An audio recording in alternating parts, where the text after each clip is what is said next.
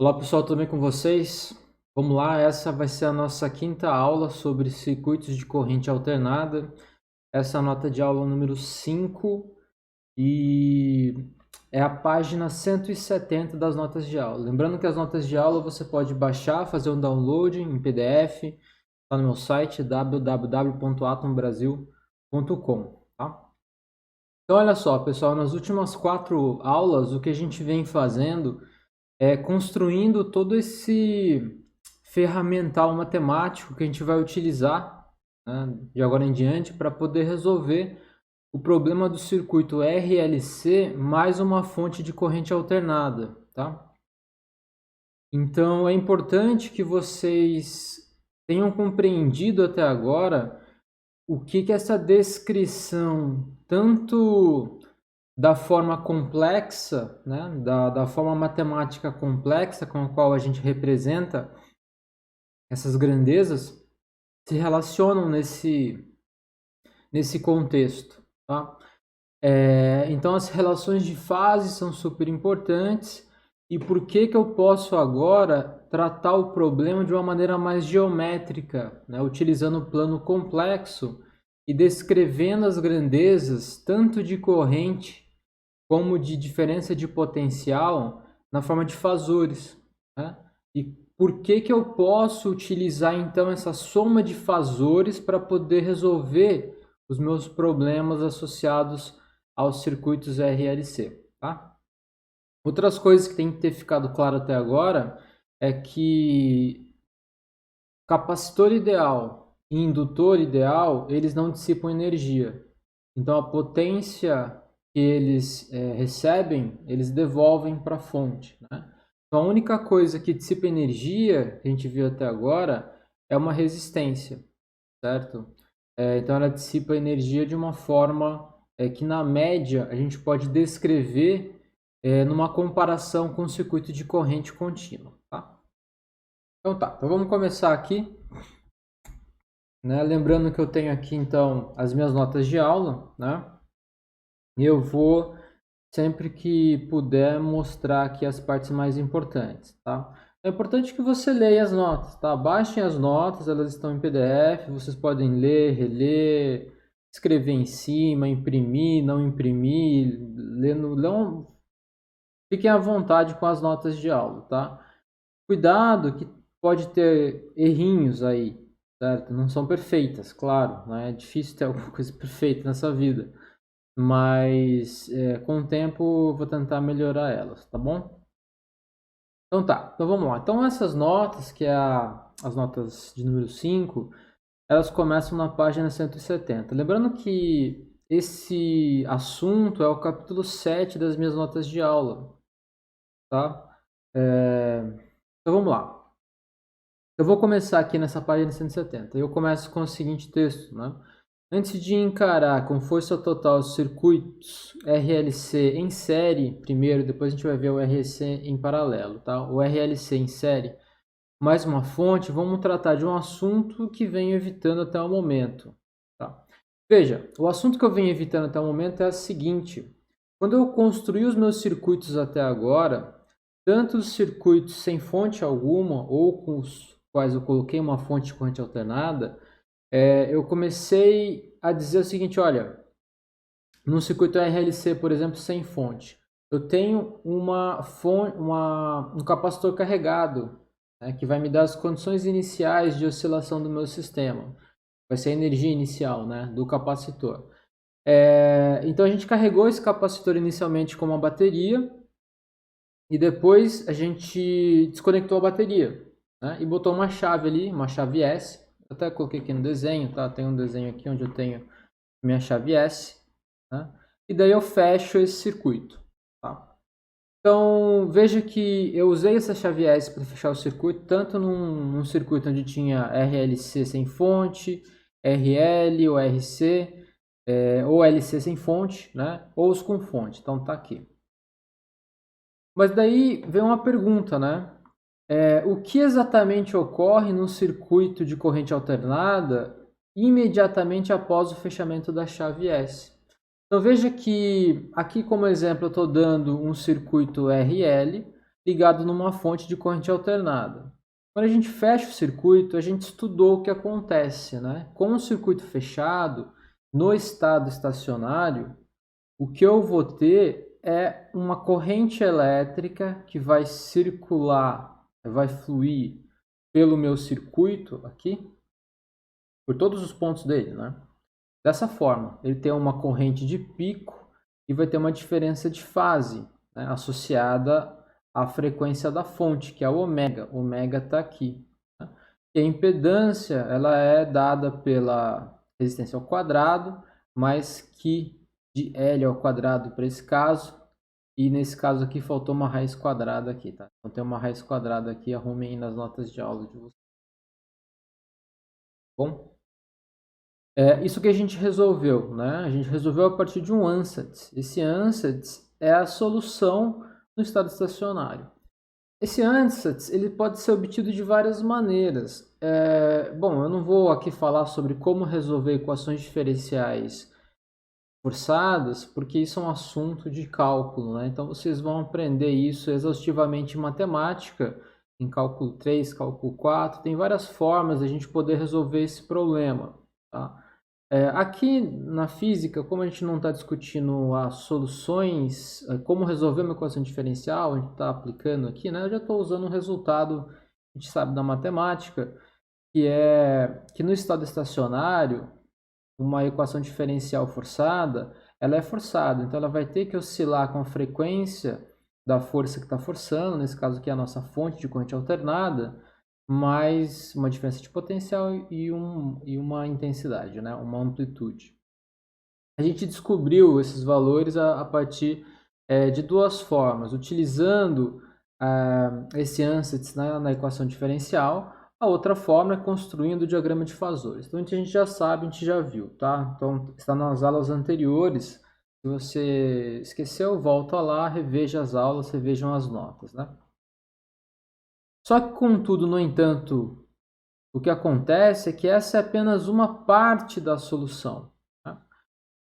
Lembre que a equação diferencial que governa o circuito é uma EDO, uma equação diferencial ordinária, e ela não é homogênea, o que representa, no caso mecânico, um oscilador forçado.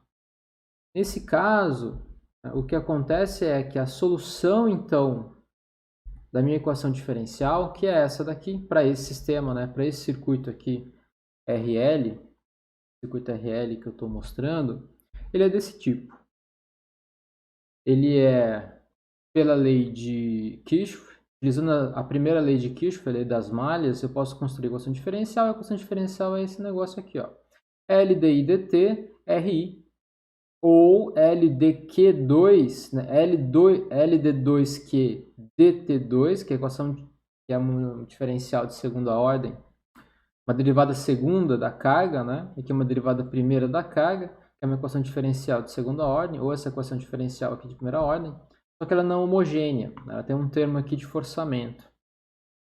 Então a solução completa, ela depende de uma combinação de duas soluções, né? Que é a solução particular, né? Esse é o nome, que é a solução particular exatamente essa que a gente encontrou aqui, né? No estado estacionário, essa é a solução particular. Mas uma outra solução também dessa equação diferencial é a solução homogênea, a solução da equação homogênea.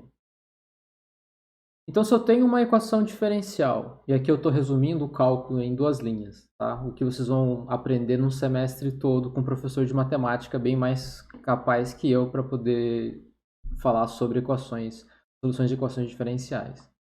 Eu tenho uma equação diferencial aqui de primeira ordem, nesse caso, né?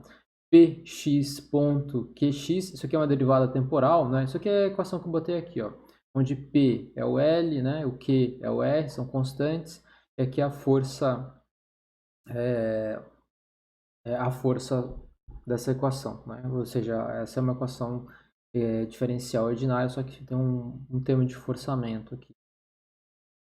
Isso aqui pode ser uma equação diferencial de segunda ordem também, né? Porque nesse nosso caso aqui, o I é o dq dt. Bom, a solução desse tipo de equação, ela é a soma de duas soluções. É uma combinação dessas duas soluções, né? Que é a solução particular mais a solução homogênea. Tá aqui. No nosso caso, a solução particular a gente encontrou com o ANSATS, que é a solução do estado estacionário, utilizando diagrama de fazores, ou seja, aplicando o ANSATS na equação diferencial, mas falta a solução da equação homogênea. A solução da equação homogênea é uma equação que não é difícil de encontrar, né? É uma equação diferencial de primeira ordem com constantes, com coeficientes constantes. Então eu posso, nesse caso aqui, por exemplo, para encontrar a corrente elétrica, eu posso integrar diretamente. Eu posso também dar um ANSATS. Um ANSATS para essa solução, ANSATS é chute, né? ANSATS é um chute que você dá. Uma proposta, você faz uma proposta, esse é o ANSATS. A proposta para uma equação diferencial, um bom ANSATS, é uma exponencial. Então, se eu chutar, deixa eu escrever aqui, vai, fica mais fácil para compreender, né? Então, no nosso caso aí, eu tenho, por exemplo, uma equação diferencial de primeira ordem, que é trivial, né? É um DI dt mais R sobre L e isso aqui é igual a zero. Então, essa aqui é a minha equação diferencial de primeira ordem, homogênea. Em mecânica, vocês vão aprender algo assim, né? dx dt mais uma constante aqui, que vamos chamar de b, essa constante, x igual a zero. Como é que eu resolvo isso? Eu posso resolver por integração direta, né? Veja, nesse caso aqui, por exemplo, eu posso fazer o seguinte, eu vou multiplicar tudo por dt, isso aqui vai dar di, t igual a... Vou colocar aqui di dt, né? Vou passar para o outro lado, menos r sobre li. Daí, eu vou fazer... Opa, mais L, né? Daí é o seguinte, né? Eu vou fazer uma coisa aqui que matemático detesta com razão, mas eu vou fazer de qualquer jeito. Eu vou multiplicar os dois lados por dt, né? Então vai ficar di, que é igual a menos r sobre L, e dt. E vou passar dividindo o i. Bom, eu acho que só nessa frase, nesses 30 segundos aqui, eu já deixei um monte de matemático maluco, né? Mas enfim, no final, no frigir dos ovos é o que eu tenho. Essa equação aqui, né, que eu vou ter. Ou seja, eu tenho 1 sobre a corrente di é igual a menos L sobre L dt, né? Então tá, no frigir dos ovos eu tenho essa relação aqui, que é uma relação trivial, né? Não é difícil de encontrar ela. Veja, eu falo que os matemáticos ficam bravos porque aqui o que eu tenho que fazer é derivar essas coisas, eu tenho que integrar essas coisas com relação ao tempo, né?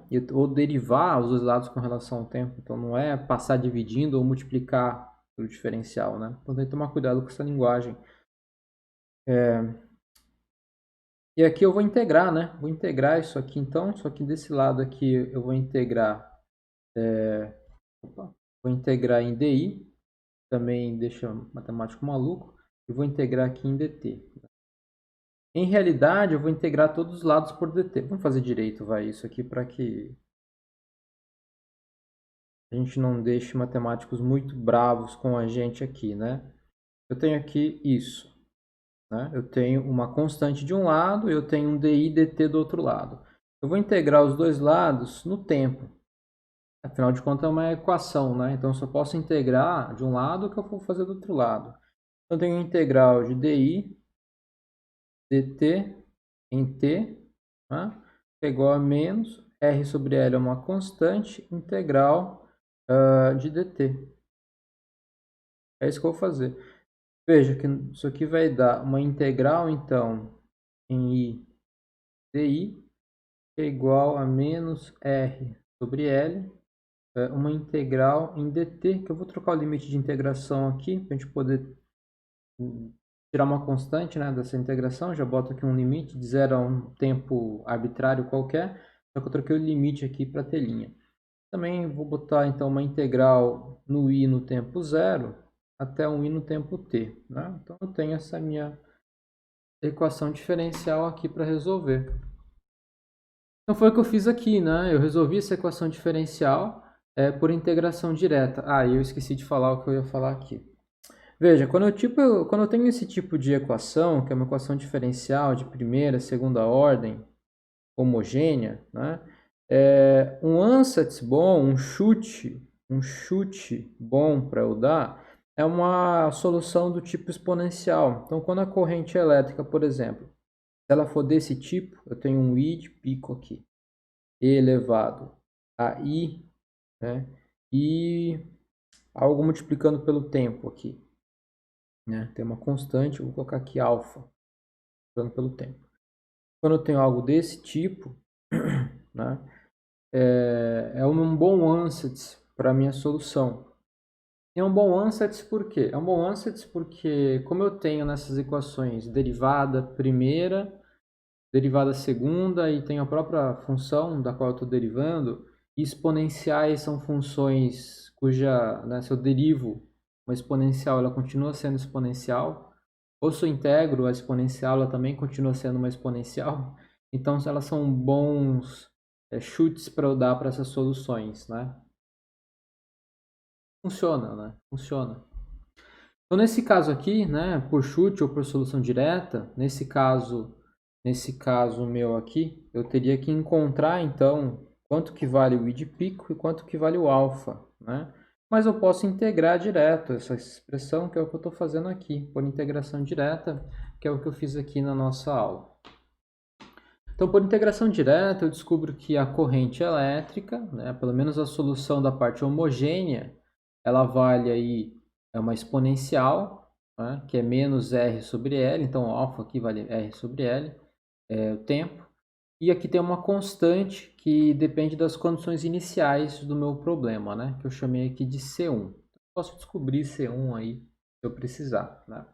Então agora a solução completa da minha equação diferencial ela é composta pela soma, pela combinação dessas duas constantes, dessas duas soluções, que é essa daqui, mais a solução ondulatória, que é essa daqui. Então a soma dessas duas me dá a solução final.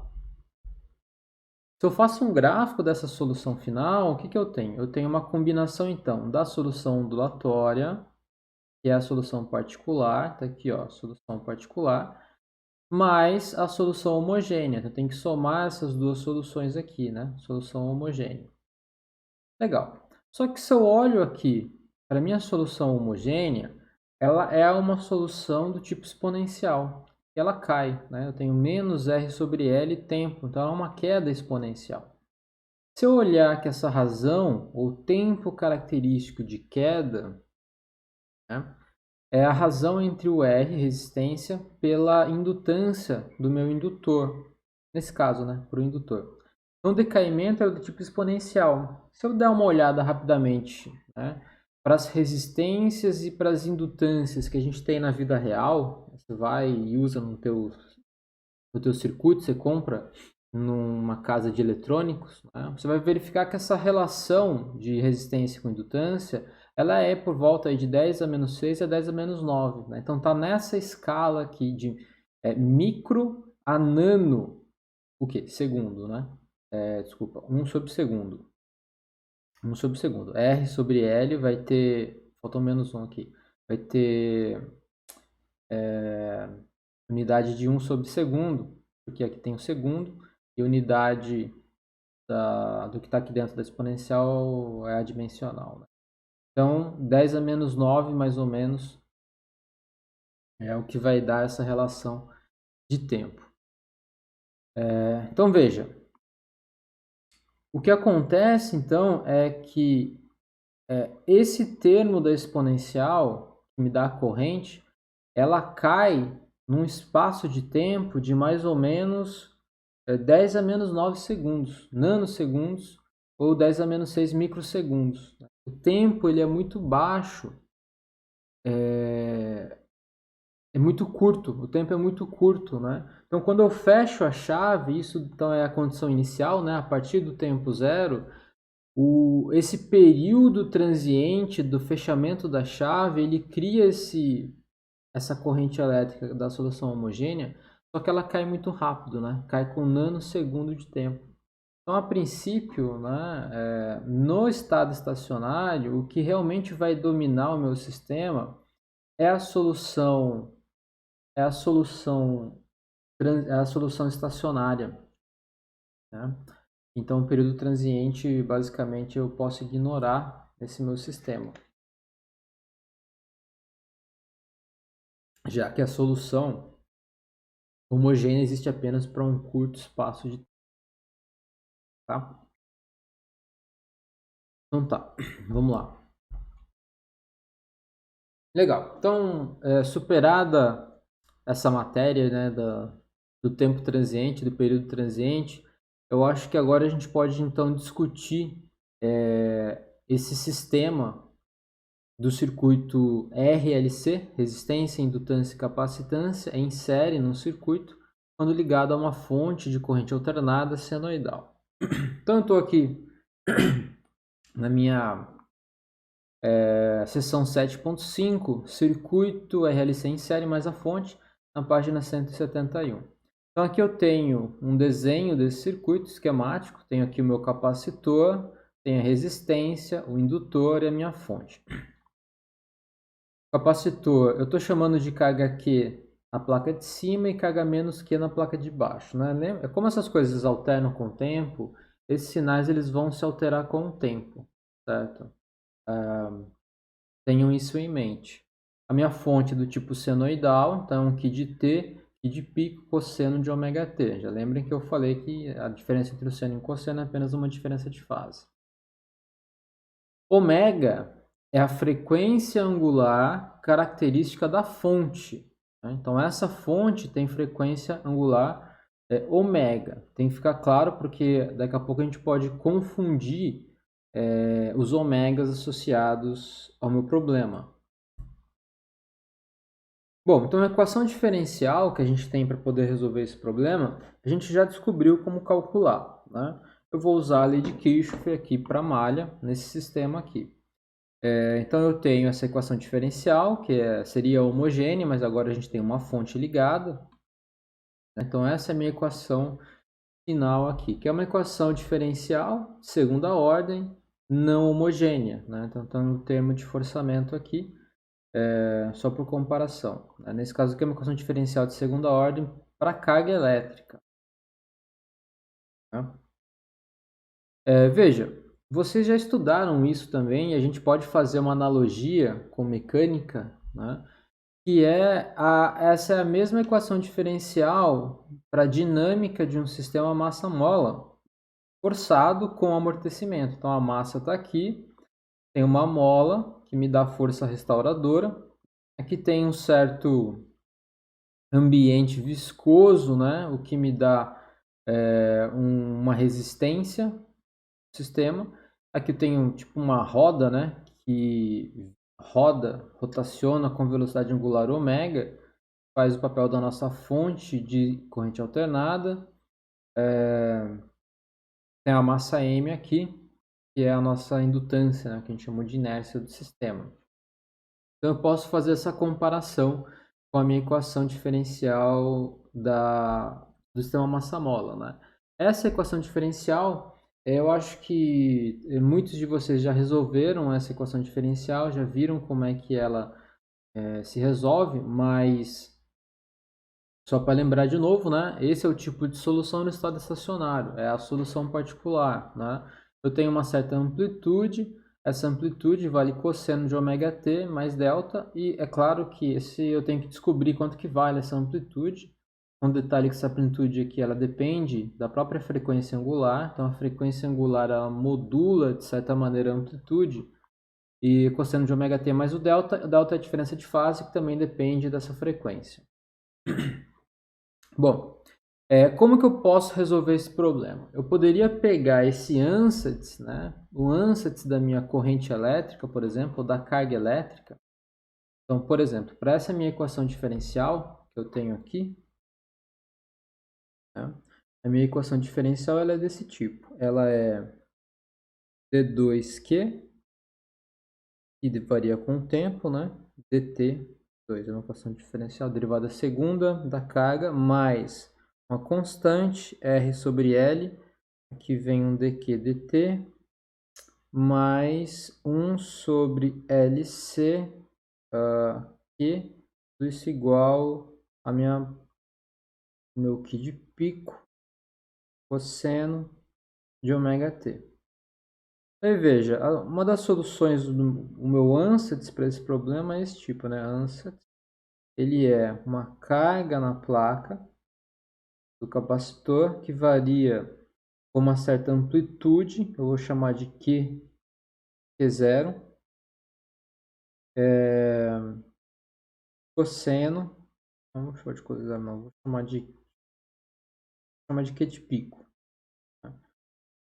cosseno de ômega t mais uma diferença de fase. Eu teria que descobrir agora quanto que vale essas coisas, quanto que vale esse aqui de pico, né? Ele vai depender de ômega, quanto que vale esse delta, que também vai depender de ômega. Uma das maneiras que eu posso fazer isso é substituir isso numa equação diferencial e resolver o problema. Com isso eu acabo descobrindo também quanto que é a corrente, né? Porque a corrente elétrica, que varia com o tempo, que também vai ser, né? Vai ser o I de pico, que vai depender aí de ômega, cosseno de ômega t, mais uma outra diferença de fase que eu não sei quanto que é, tem que calcular. Mas isso acaba saindo daqui, né? Porque a corrente elétrica, ela é a derivada temporal da própria carga. Tá. Então essa é uma maneira, um jeito que eu posso enfrentar esse problema. Eu vou enfrentar esse problema de uma maneira diferente. Eu vou enfrentar esse problema de uma maneira que a gente resolveu, que é utilizar uma maneira um pouco mais geométrica, utilizando um diagrama de fasores para a gente poder resolver esse problema. Então vamos lá. Então o que eu tenho que lembrar? Vamos lembrar algumas coisas aí. A gente já viu isso, tá? Se você não lembra disso, volta nas aulas anteriores, volta nas notas anteriores. Primeira coisa, primeira informação importante. A corrente elétrica, lembra que a corrente elétrica num circuito em série, ela é a mesma em todos os pontos do circuito. Então ela vale e ela é a mesma em cima de todos os elementos do circuito também.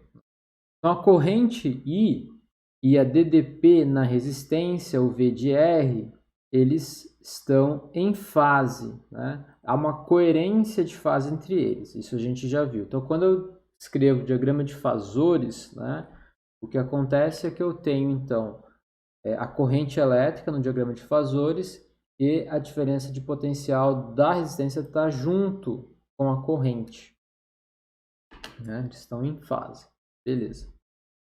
A DDP no indutor, a diferença de potencial no indutor, o V de L, é adiantada 90 graus, π sobre 2, né, com relação à corrente no indutor.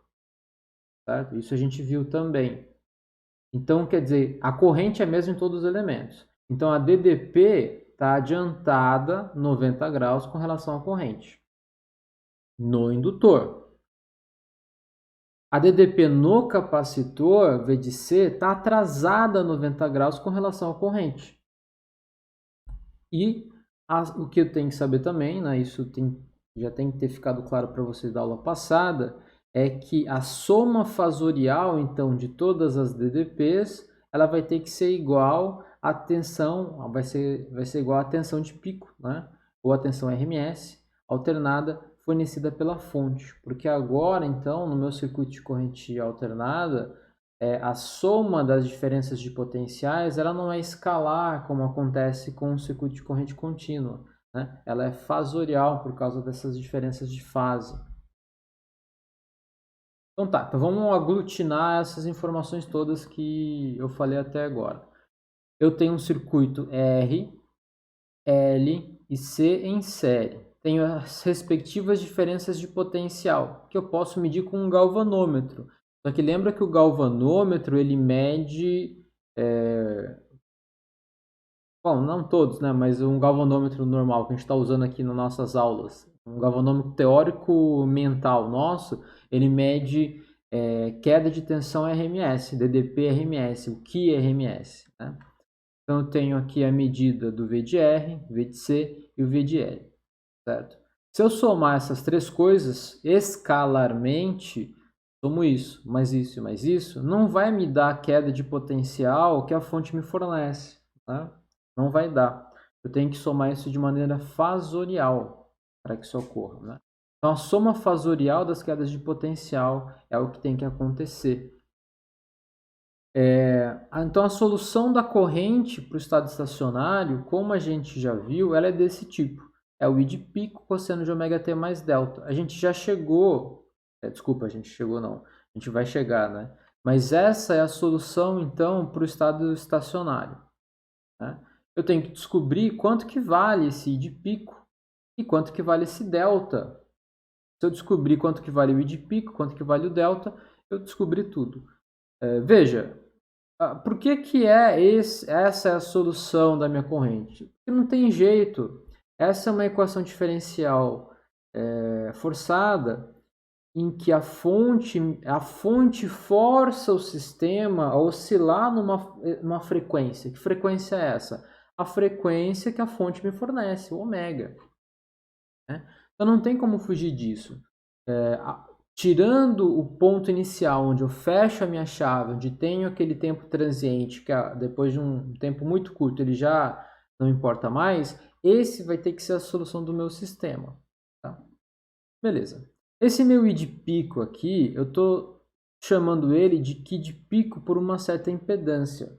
Esse zeta aí. Veja que quando eu faço isso, o que eu estou dizendo é o seguinte, olha, o que a gente aprendeu até agora foi que, pela lei de Ohm, né, eu tenho que V, isso aqui é começo de física 3, tá? V, diferença de potencial, é RI.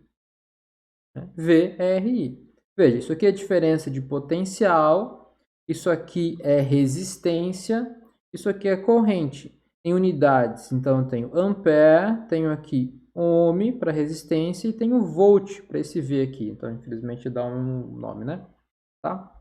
Então, quando eu falo em corrente elétrica, ele vai ser diferença de potencial pela resistência. Em unidades, eu tenho ampere, tenho volt aqui por ohm. Tá? Então, quando eu falo em corrente elétrica, que é o que eu venho fazendo até agora para os outros exemplos, né? Eu tenho uma diferença de potencial, uma DDP, dividido, então, por algo que tem unidade de resistência. Então, a analogia que eu faço aqui é o seguinte, olha, esse I de pico, né?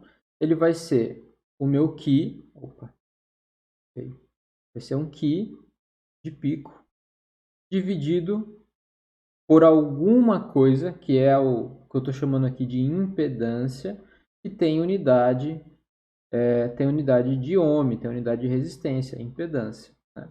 Veja, esse aqui, a gente já descobriu algumas coisas no passado dele. Olha, no caso em que eu tenho só um sistema resistência indutor ou resistência capacitor, ele vale isso, ó. Ele vale R quadrado mais Qi de L ao quadrado, isso aqui elevado a meio, né, que é a raiz quadrada, ou ele vale isso aqui, R quadrado mais Qi C elevado a meio. No nosso caso aqui, eu tenho mais coisas, né? Porque eu tenho tanto um capacitor como um indutor ligado. Então, eu tenho que repensar em como que eu vou escrever essa impedância. Então, a minha impedância ele vai depender da frequência, vai depender da resistência, vai depender da indutância e vai depender da capacitância. Né? E veja que então se eu alterar esses parâmetros, alterar a frequência da fonte, alterar a resistência, alterar a indutância, alterar a capacitância, eu altero consequentemente a minha corrente elétrica também do circuito. Né?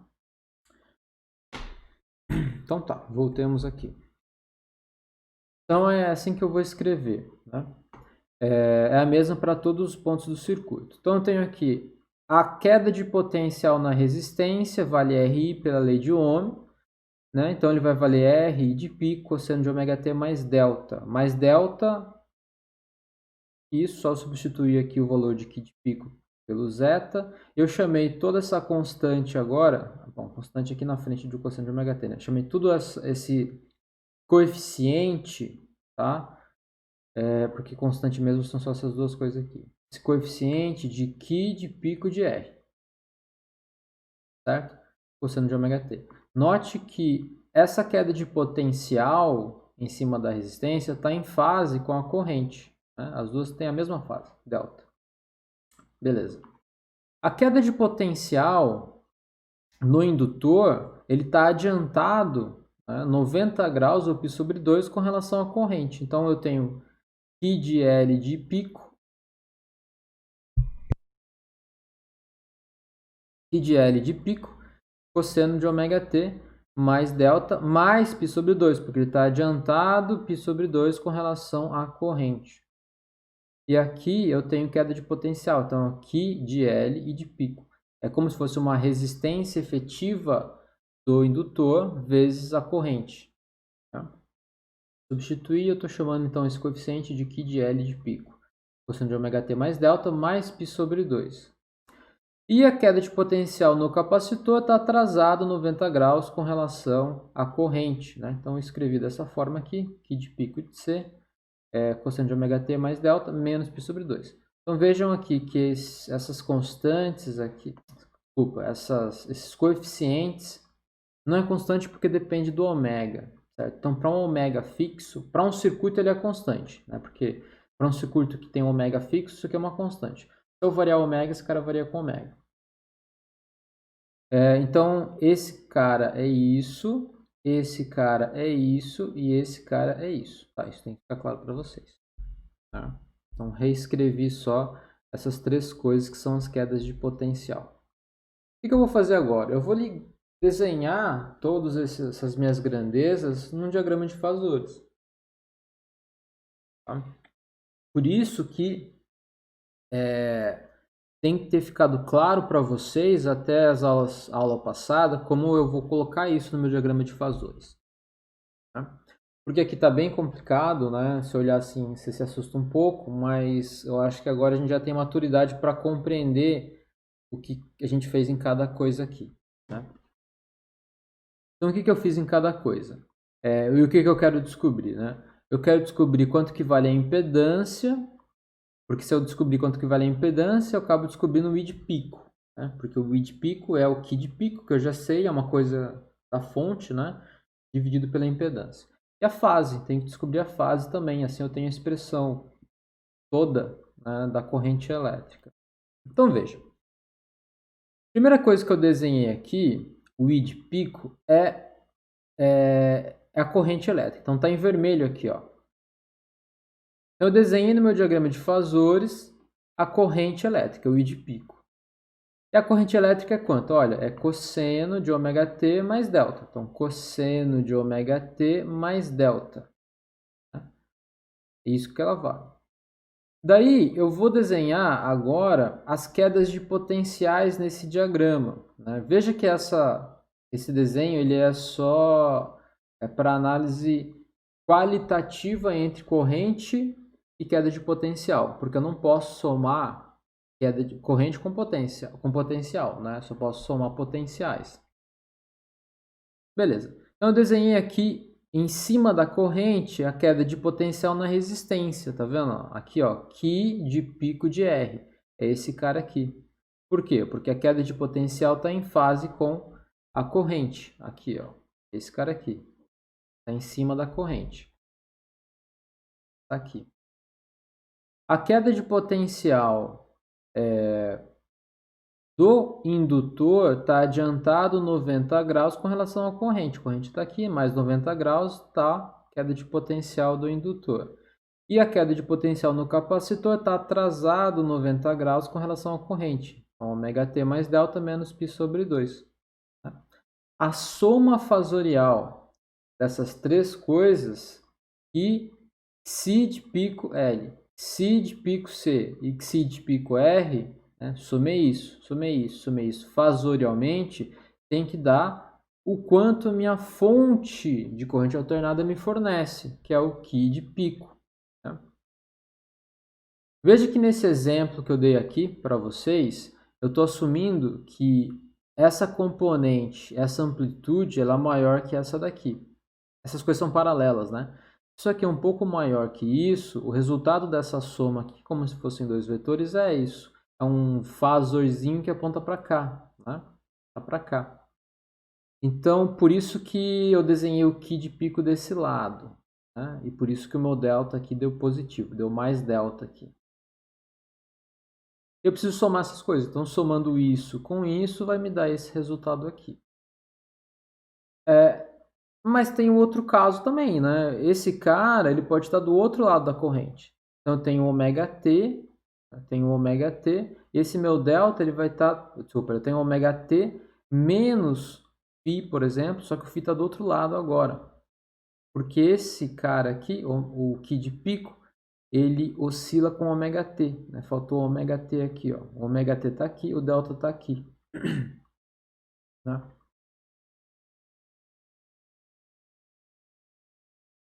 Certo? Deu para entender isso? Tá claro? Tá? Eu sei, não é trivial esse negócio, tá? Não é fácil de compreender mesmo. Isso demanda um tempo para a gente poder parar, pensar, respirar e armazenar essa informação compreensivelmente. Então tá. Então note que o Ki de pico de L e o Ki de pico de C são paralelos, né? Isso resulta num sinal da fase delta. Então delta pode estar desse lado ou pode estar do outro lado. Isso depende dessa relação aqui. Eu posso inverter essa relação, esse cara pode ser maior que esse cara vai estar para o outro lado, daí delta vai estar aqui, daí vai dar um menos delta aqui. Então, assim, no diagrama, no desenho, eu posso desenhar então esse cara para um lado ou para o outro lado. Na vida real, o que vai acontecer é que esse valor do delta ele vai depender dos valores das minhas constantes, né? Então é importante a gente descobrir como que é essa dependência. Se eu descobrir essa dependência, daí eu não preciso me preocupar mais com a forma do diagrama ou como eu desenho essas grandezas, né? Isso sai naturalmente das minhas equações. Então, do diagrama acima, a gente tem o Ki de pico, que é esse cara aqui, ele é resultante da soma fasorial desse cara mais esse cara, né? Então, é esse cara que Si de pico R, meu grego tá ruim. Preciso fazer aula de grego de novo, né? Eu confundo Si, Ki e o Epsilon ao mesmo tempo. Xi de pico de R ao quadrado mais Xi de pico de C menos Xi de pico de L ao quadrado, né? Veja que essa relação aqui, então, ela depende desses dois valores. Se isso é maior que isso, vai dar isso. Mas se isso é maior que isso, vai dar o inverso disso, né? Daria isso menos isso. Mas como está tudo ao quadrado, não faz diferença. Né? Não faz diferença, no final das contas, no frigir dos ovos. Bom, substituir os valores, então, de quanto vale Ki de pico, Ki de pico de R, Ki de pico de C, Ki de pico de L, coloquei tudo aqui. Daqui, então, eu consigo descobrir quanto que vale a minha bendita impedância, que é o meu zeta. Então, o meu zeta vale raiz quadrada de R ao quadrado mais o quê? O Ki C menos Ki L ao quadrado ou, né, o Ki L menos Ki C ao quadrado. Tanto faz, depende da relação de fase aqui. Só que está ao quadrado, então, whatever, né? Não tem problema. Então, o meu zeta, a minha impedância, ela claramente depende da frequência da fonte, a fonte me fornece essa frequência ômega, tá aqui, ó, frequência ômega da fonte, né? E eu posso então ajustar aqui, colocar em evidência L sobre ômega e eu acabo ficando com 1 sobre LC aqui, menos ômega ao quadrado. Só que 1 sobre LC vale quanto? Vale ômega zero ao quadrado. E ômega zero é o quê? É a frequência natural de oscilação do meu circuito RC, do meu circuito LC sem fonte, lembra? Então, veja que essa quantidade ômega zero ela é uma quantidade característica, né? Ela é a frequência natural de oscilação do meu circuito LC de indutor e capacitor ideais sem fontes. E agora ela vai ter um significado um pouco mais interessante para a gente. Tá? Então essa é a expressão da minha indutância. A minha indutância ela depende da resistência, da minha impedância, né? Ela depende da resistência, da indutância e da capacitância que está aqui dentro. Do jeito que ela está escrito aqui, ela depende desses dois valores aqui, ó, ômega, que é a frequência da fonte, e ômega zero, A gente vai dar um nome melhor para isso agora. Mas ômega zero é uma constante, né? Depende do C e depende do L.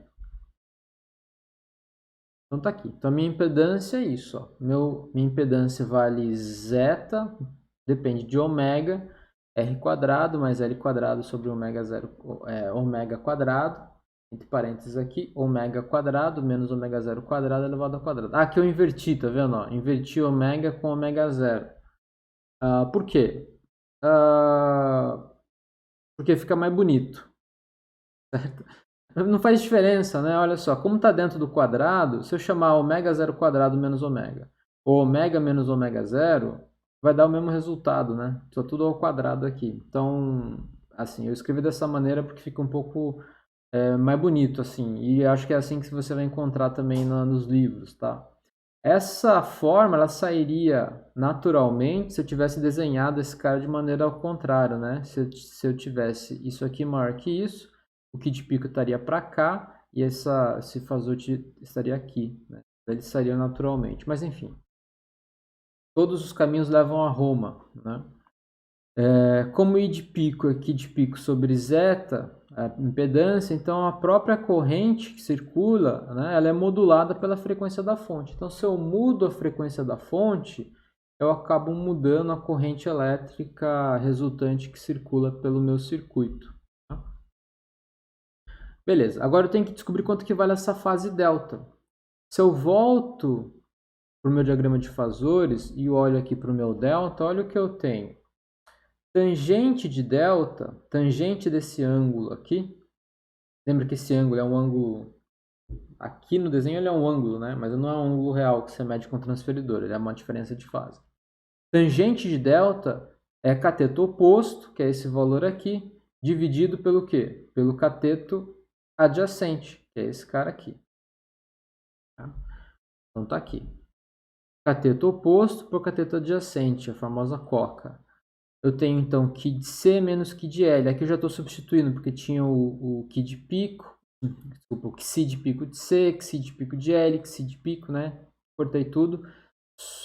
Sobram aqui as impedâncias. A impedância, a reatância capacitiva e a reatância indutiva dividido pela resistência. Então, a tangente dessa diferença de fase, ela depende da frequência, da capacitância e da indutância, né? Então, tenho aqui reatância capacitiva, reatância indutiva sobre a resistência. Então, delta vale o arco cuja tangente é essa relação aqui. Né? Eu posso abrir um pouco, melhorar um pouco essa expressão. Que C é menos que L sobre R, que C é 1 sobre ômega C, que L é ômega C, ômega L, onde ômega é a frequência da minha fonte. Coloco algumas coisas em evidência, fico com L sobre ômega R, ômega zero quadrado menos ômega quadrado. Aqui tem que tomar cuidado, né? Aqui eu não posso inverter isso. Não posso inverter isso. Se eu inverter isso, é porque está invertido no meu desenho. E o meu delta saiu desse jeito porque lá no meu diagrama eu desenhei dessa forma. Se eu tivesse desenhado com o delta desse lado, ele sairia o contrário aqui. Né? Então, a minha tangente de delta é isso. É L sobre ômega R, ômega zero quadrado, menos ômega ao quadrado. Ou delta é o arco cuja tangente vale L sobre ômega R, ômega zero quadrado menos ômega ao quadrado, onde ômega zero vale isso, né? Vale 1 sobre raiz de LC, que é a frequência natural de oscilação do meu circuito LC. Tá? De novo, esse ômega zero ele vai ter uma importância um pouco maior nesse meu circuito RLC mais uma fonte. Daqui a pouquinho a gente vai ver qual é. Então, a solução particular para a corrente que é desse tipo, no final das contas, no frigir dos ovos, depois da minha análise fasorial, vale isso. Vale o Ki de pico sobre a impedância, que é o R quadrado, mais L quadrado sobre ômega quadrado menos ômega zero quadrado, elevado ao quadrado, raiz quadrada disso tudo. Cosseno de ômega t mais o arco cuja tangente vale L sobre ômega R, ômega zero quadrado menos ômega quadrado. Essa é a minha solução. Fácil, né? Fácil, trivial a gente encontrar. Essa é a corrente elétrica que vai circular pelo meu circuito em série RLC. Tá? Se eu ligar o meu circuito em paralelo, não é essa expressão mais. Eu tenho que recalcular as coisas, eu tenho que desenhar um outro diagrama de fasores, e isso a gente vai fazer na próxima aula. Tá? Bom, a DDP medida em cada elemento do circuito, então eu botei aqui o meu circuito RLC, coloquei aqui um galvanômetro para medir a queda de potencial na resistência, que eu chamei de G1, um galvanômetro para medir a queda de potencial na capacitância, que eu chamei de G2, G3 na indutância, G4 a queda de potencial da fonte. Eu botei aqui um galvanômetro em série que funciona como um amperímetro que mede então corrente, né? Então, os galvanômetros G1, G2, G3 e G4 são ligados em paralelo que medem diferenças de potencial. E o A vai medir corrente, então ele é um amperímetro. Tá? Nessas condições, os valores efetivos medidos, efetivos ou RMS, né, são essas. Eu tenho o IRMS, que é o QRMS pela impedância. Tá?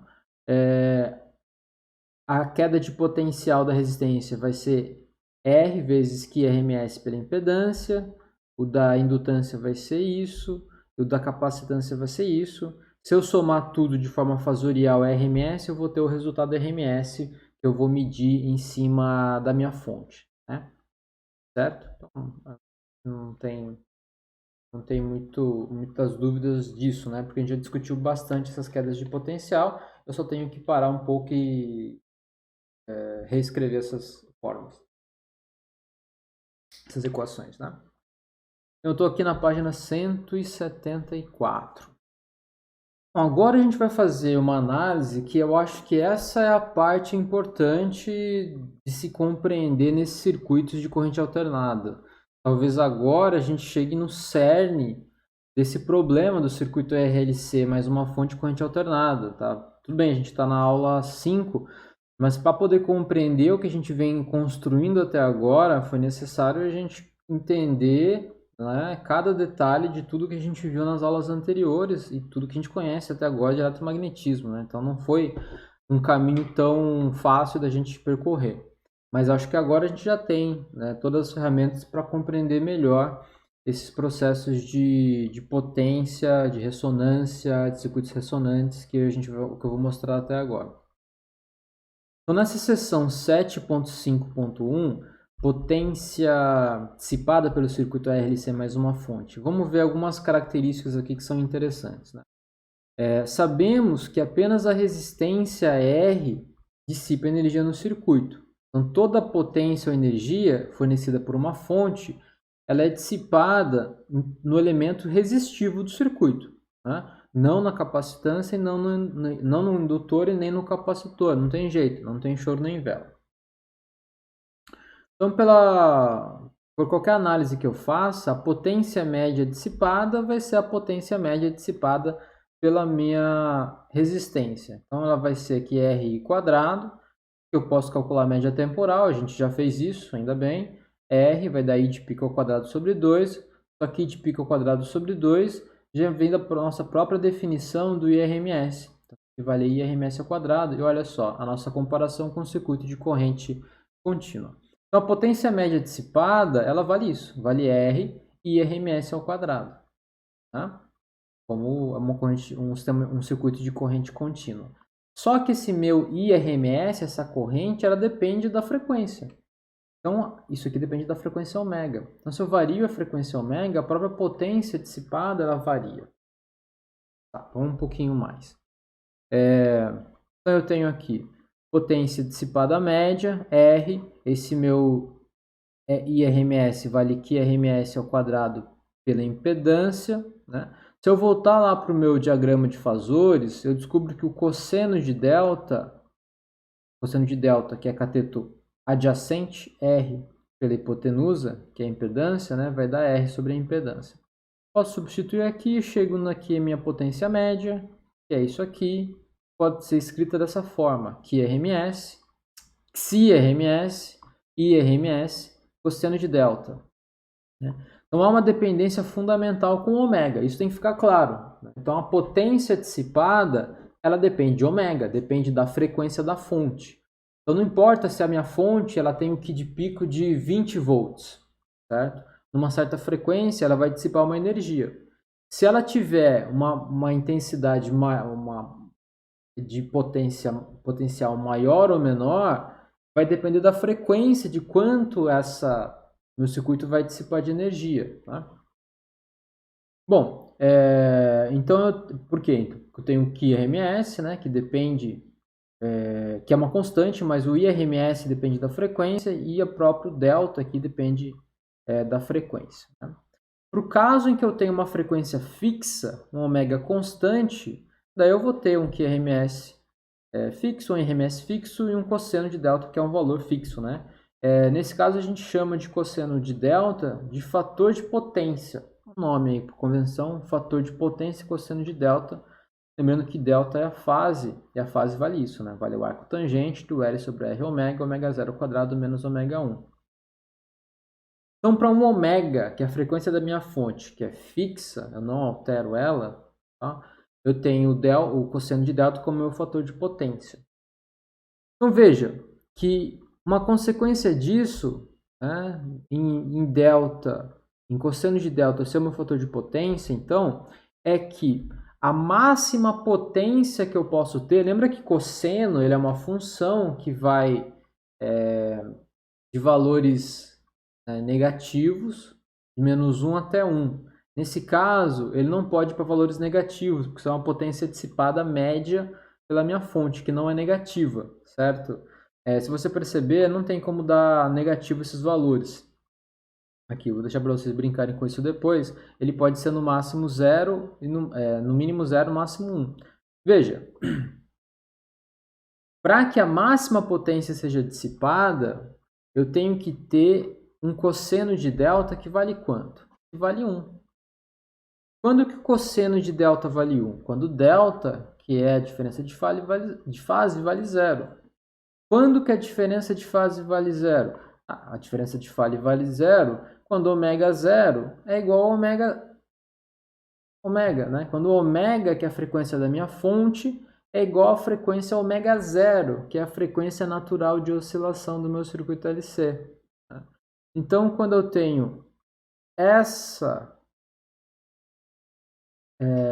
condição aqui, vai ser a condição onde eu tenho a máxima potência dissipada no meu circuito. Então, quando a frequência da minha fonte é igual a esse valor aqui, né, que é 1 sobre LC, ou ômega 0, eu atingi o que a gente chama de frequência de ressonância do meu circuito. Tá? Então, o meu circuito ele passa a ser ressonante e vai ser, então, a frequência em que ele mais vai dissipar energia. Para frequências maiores, ele vai começar a decair a potência dissipada, e para frequências menores, que é ômega 0, ele também vai diminuir a potência dissipada pelos elementos resistivos do meu circuito. Né? Bom, mas essa a gente fez uma análise para um certo ômega, né, para um caso específico. Vamos fazer algo mais geral. Então, se eu escrever a potência média dissipada, ele vale R RMS quadrado, que é o que RMS quadrado sobre a impedância. Então, a potência média dissipada vale R e RMS quadrado. Isso aqui é uma constante, né? 1 sobre R quadrado, que é a impedância ao quadrado. L quadrado ômega quadrado menos ômega 0 quadrado ao quadrado. Né? Você pode analisar essa expressão e descobrir o seguinte, olha, essa expressão aqui, façam em casa, coloquem essa expressão num gráfico, né? Entram lá no teu Fortran, no teu Maple, no teu Matemática, no teu Wolfram Alpha, no teu C++, no teu Python, não sei, plotem esse gráfico no Excel, a maneira que vocês descobrirem para poder plotar um gráfico. É super importante que a gente saiba plotar gráficos no MATLAB, né? No computador. Ou a gente faz análise aqui também, né? Você faz análise de limite. Lembrando as aulas de limite de cálculo 1, se eu faço o limite para ômega, que é a frequência da fonte, tendendo a 0, essa expressão vai a 0. Se eu faço o limite de ômega tendendo ao infinito, essa expressão também vai a 0. Então, se para frequências da fonte próximas de 0 é 0, e para frequências da fonte próximas do infinito é 0, e como a potência média aqui ela tem que ter algum valor, quer dizer que ela passa por valores de máximo, pode ser até mais de um máximo, né, dependendo da análise da minha função, mas ele passa necessariamente por um máximo entre o zero e entre o infinito da frequência. Né? E aqui, é claro, já mostrei aqui o gráfico, né? Então, a análise gráfica da potência média, se você pegar um computador e fazer esse gráfico, você vai perceber que ela tem essa dependência aqui. Aqui eu desenhei com bastante simetria até, assim, por incrível que pareça, mas ela não é tão simétrica assim, mas tudo bem. Então, a análise gráfica da potência média dissipada em função da frequência da fonte, ela é essa, né? Potência média dissipada em função da frequência da fonte. Para frequências baixas, a potência dissipada é próxima de zero. Para frequências altas, a potência dissipada é próxima de zero. Para a frequência ômega zero, é a máxima potência. Então, tem a máxima potência para esse circuito aqui azul, tem uma resistência R1. A máxima potência está aqui, para esse circuito verde, né, com resistência R2, e a máxima potência está aqui para esse circuito com resistência R3, esse laranja aqui. Então, qual que é a diferença entre essas resistências? A diferença, né, se a gente analisa a expressão, é que a potência média é dada por essa expressão aqui, a potência média máxima, né, quando ômega é igual a ômega zero. Ele vale Q, Rms ao quadrado, sobre R, que é a resistência. Então, quanto menor a resistência, maior a potência máxima. Então, isso quer dizer que o R3 é menor que o R2, que é menor que o R1. Está aqui, R3 é menor que o R2, é menor que o R1. Ou R1 é maior que R2, é maior que R3. O que faz com que a potência média dissipada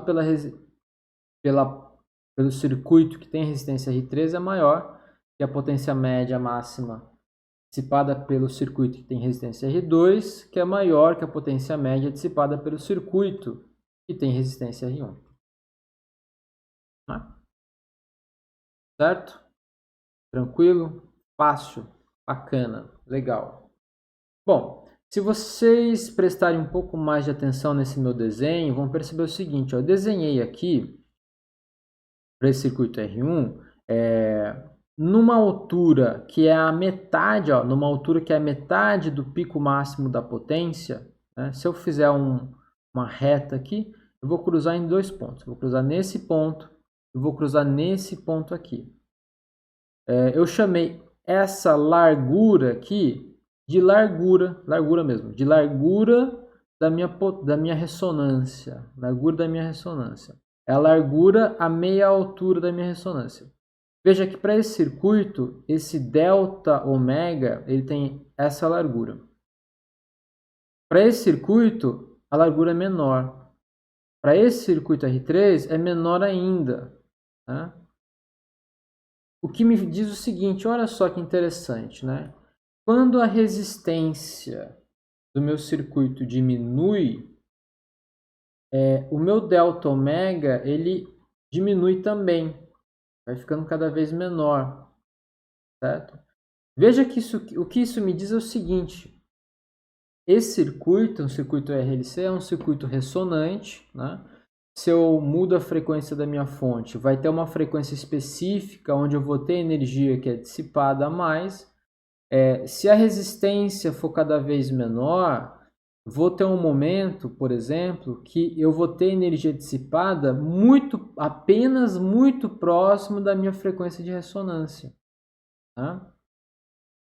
Então, existe uma relação entre essa largura de linha e a resistência do meu circuito. Certo? Tá. Uma outra coisa que isso me diz é o seguinte, olha só. Se a minha largura é muito grande, isso quer dizer que o meu circuito ele dissipa energia para muitas frequências diferentes em torno da ressonância.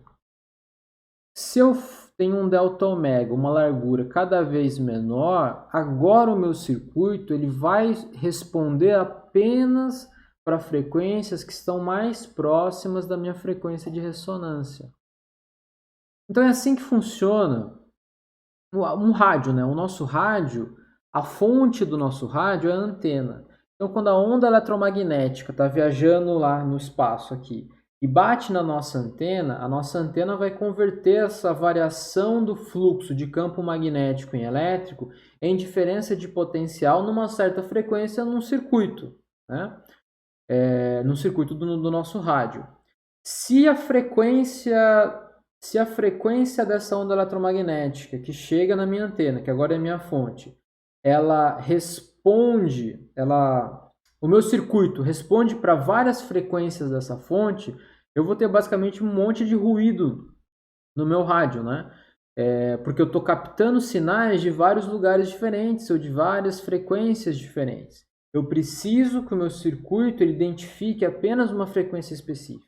Então, quando eu tenho uma rádio que tem uma frequência específica de 107.8 MHz, eu quero que o meu circuito responda apenas a essa frequência.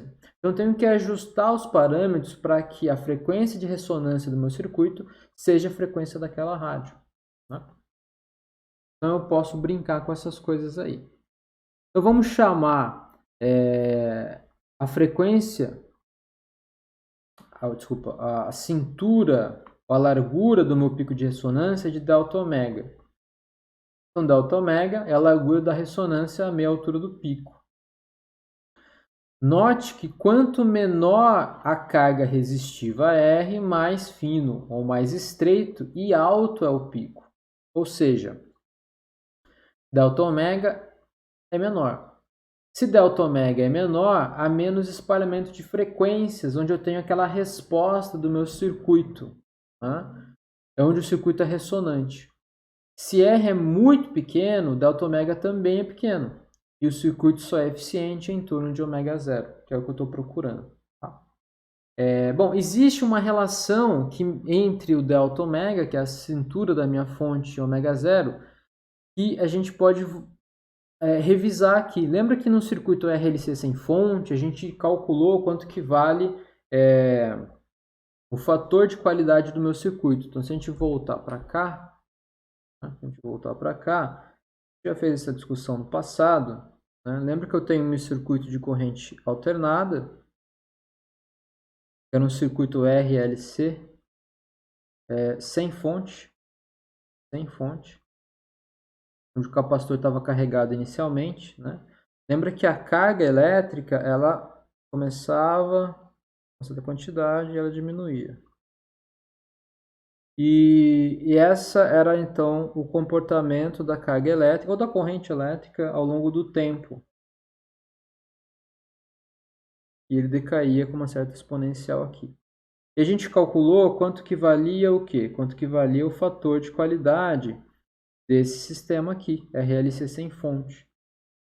E esse fator de qualidade me dava, então, quanto maior o fator de qualidade, mais oscilações eu tinha antes de cair a intensidade total da energia, né, para um fator 1 sobre E da corrente ao quadrado, da energia. Isso aqui é da energia, não da carga, né, da energia inicial. É isso, né? Nesse caso agora, a nossa reinterpretação desse fator de qualidade me diz isso. Olha só. Quanto menor essa nossa definição aqui do fator de qualidade. Então, o fator de qualidade Q, para esse meu circuito RLC na fonte, vale ω0, que é a frequência de ressonância do circuito, né? Onde ω0 vale 1 sobre raiz de LC, dividido por Δω, que é a largura. Quanto menor a largura, maior é o fator de qualidade. Então, quanto menor a largura, maior o fator de qualidade. Então, se eu tenho um circuito RLC que tem um fator de qualidade muito grande, isso quer dizer que ele vai responder apenas para frequências muito próximas da frequência de ressonância.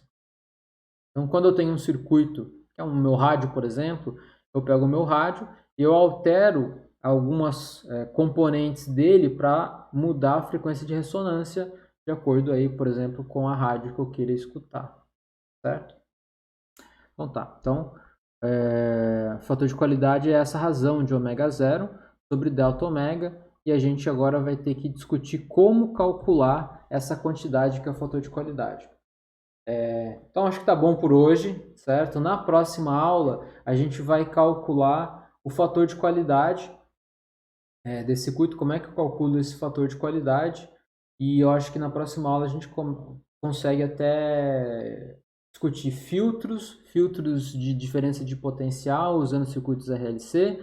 A gente vai definir a expressão para o fator de qualidade em função desses componentes, né, de resistência, indutância e capacitância.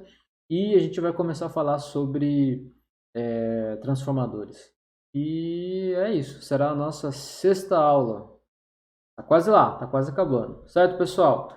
Então tá bom. Fica até a próxima aula. Bons estudos, estudem, leiam as notas, assistam os vídeos, ou não assistam os vídeos, mas leiam as notas, leiam os livros, façam os exercícios. Se tiverem dúvidas, me mandem as dúvidas, que eu vou tentar tirar todas as dúvidas. E é isso. Até mais e tchau. Fui.